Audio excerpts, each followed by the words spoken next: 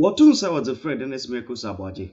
The Omo Mazananka uncle a program is speaking for or certain maybe of one Osha. A man from the feed the ease or day here will be Mutu Kasa. Now some no queno, Okashia Samson news file host. Now do one in SMBC, Nahoye Tija. Now I'll have to say that it has to do with people trying to mix politics with law. All blame the NDC. The NDC is over Benema.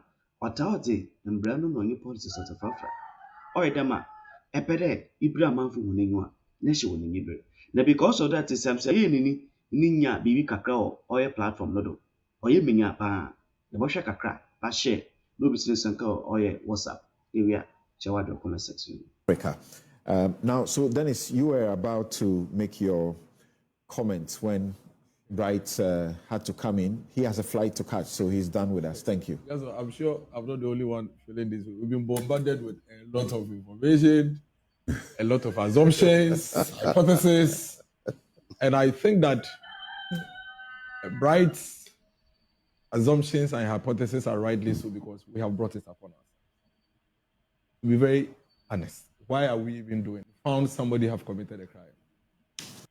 You're the Attorney General. Do your investigation.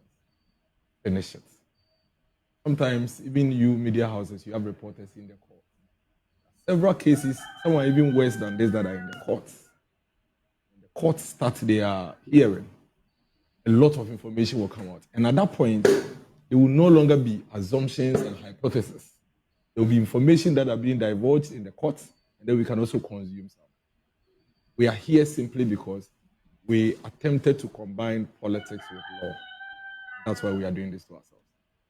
Because, 30 minutes presentation from Bright, and it's all assumptions. What if it comes out that, if we realize that, should it be the case that... It's not all assumptions. So, 90%, Sampson. That is what it is. So if it's 90, then it's all. That is what it is. He makes an emphatic statement. Like what? That the claims do not hold water. According to him, he's not the court. So that's an assumption. It's an assumption. You're not the court. You're not the court. You're not the judge. So according to you, that is it. This is different from the court. No. On what basis is he saying that? According to him, that is what it is. The only person in this country, or the only persons who can make such an emphatic statement are the courts. Otherwise, what you say, what I say, what counsel says, what doc says are all assumptions. You can't separate what has happened now from what is going on in the court. I am saying that what he is saying, it's his view based on hypothesis. Because you see, this is conclusion that he gave is based on a presentation that he made, which were simply, if he doesn't have authorization from the minister, what if he does? Did we even know that there was authorization from a national security coordinator? We didn't know until the issue came up, and then later that also popped up. So there are so many things we may not know at this point. So many things. Why? Why are we spending 1 hour, 2 hours to discuss something that will ultimately find itself in the court? Even the Attorney General himself has come out to say that, hold the man in jail for me, because I'm still investigating. And then you say that if he didn't know for a fact, he doesn't know for a fact. That's why he's still keeping the man in jail, so that he continues his investigations. He knows for a fact. Have you seen the charge sheet? I am coming. If you have concluded your investigation, you won't go to the judge and say, he's still interfering with investigation, give me time, I need to finish investigation. That's what we know for a fact. That is what in the past week he has told the judge. That hold the man for me, because I'm still investigating. Why are we doing this ourselves? I'm not holding breath for anybody. I am only saying that we shouldn't mix politics with law. And you are the lawyers, you know it. So you found out that this gentleman may have committed some crime. Then you came to hold a press conference. In fact, you almost, or should I say, even pronounced him guilty. And even said that you are very sure that if he doesn't come and negotiate, he may go for 25 years. And added so many things. You went on to list things, properties, and all. So you see, in the first place, you created a certain impression in the minds of the Ghanaian public that the man is guilty. And let's be fair, that was what was done. And Sampson, do you think it would be fair for this to happen to you? No matter the crime you've even committed. When we have a law that even describes a murderer as not guilty until proven same, what was done to the gentleman? Do you think it would be fair on you Because even today, if this man should go through the court processes and come out not guilty, he can never take off the taint that has been placed on him. Oh, why not? How?